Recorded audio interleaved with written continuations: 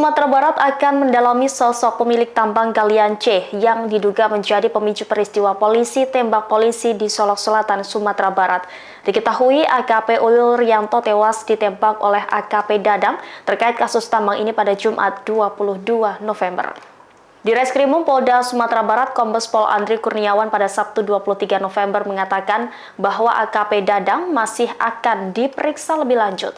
Pihaknya juga akan melakukan pendalaman dan meminta keterangan kepada ahli lainnya. Andri mengatakan bahwa motif AKP Dadang menghabisi nyawa Kasat Reskrim Polres Solok Selatan itu karena merasa tidak senang dengan penangkapan terkait kasus tambang ini. Sejauh ini polisi baru menangkap sopir truk yang membawa hasil tambang galian C tersebut.